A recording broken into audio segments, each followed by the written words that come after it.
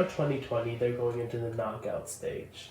They are. So, starting with the round of 16, Yeah. you have Belgium and Portugal.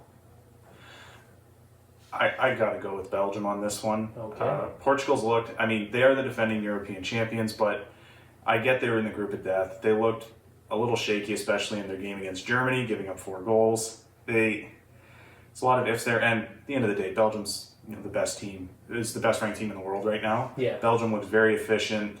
Guys like Kevin De Bruyne and Romelu Lukaku having great games, and they're going to be in form.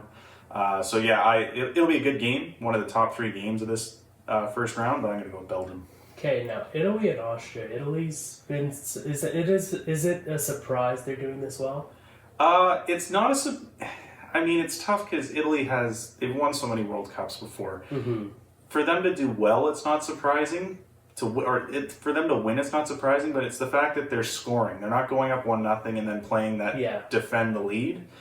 They scored 7 goals and haven't conceded any in the first round.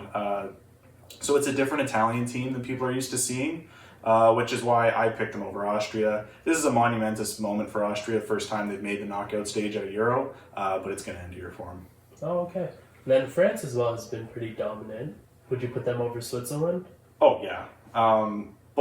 France has been a little disappointing. I would have expected them to be a little more dominant this tournament. Only getting 5 out of a possible 9 points. A little disappointing. They really came to form against Portugal, despite the fact they drew that game. And Switzerland's been very disappointed. To get your only win out of Turkey, who did not really show up this tournament. I expected better from Switzerland. So yeah, France is going to easily walk through this one. Okay, and then Croatia and Spain. Another top 3 game in this round. You've got the defending runners-up in the World Cup in Croatia, and then a 2-time Euro winner, 2010 World Cup winner in Spain. So a couple powerhouses going at it there.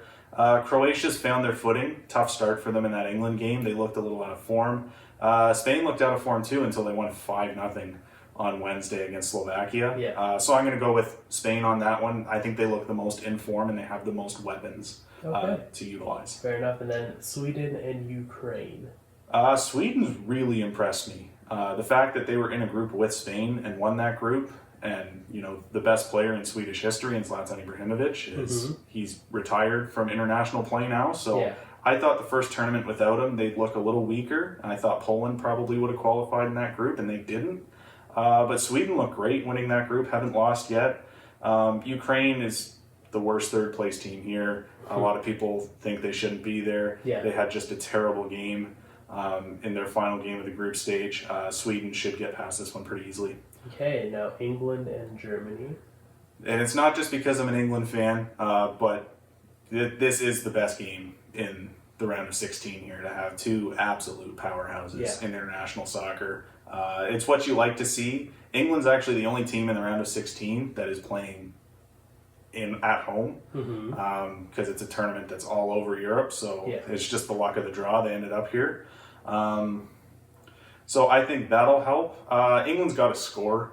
They've scored 2. They haven't conceded any, but they've scored 2 goals in this tournament. It's one of the lower totals out of any team, so they definitely have to score against the Germans because it won't be easy. The Germans look a little off form right now. So I'm going to go with England's defense over Germany's offense on this one. But it'll be a good game. Definitely one to watch. Okay, now the Netherlands and Czech Republic. The Dutch look good. Got all 9 points. Scored 8 goals. They look like the 2010 World Cup runners-up again, because there was a big dip in Dutch soccer after that. But they look good. They look like they're back. Memphis Depay is really leading this team. The Czechs had an impressive tournament. They really did. But I don't think that Schick is enough to get the Czechs past this. Souček's looked off form. So I'm going to go with the Netherlands on this one. Okay, and then rounding it out with Wales and Denmark. It's good to see, after everything that Denmark went through this tournament, that they're able to make the round of 16. Had a great showing in their final game. This will be a very good game. I like watching the Welsh play because the Welsh have that identity that they know they're not going to beat you in possession time. Denmark is, on paper, the more skilled team, but Wales is going to kill you in the counterattack. When they draw your defense in towards the midfield, they've got Aaron Ramsey and Gareth Bale that can really cause problems for teams on the wings. So I'm going to go with Wales on this one to repeat hopefully they're trying to go back to that fourth place finish they had 5 years ago. So you're picking all favorites. Yeah. Basically, I think that's how it's going to go. Yeah, fair enough.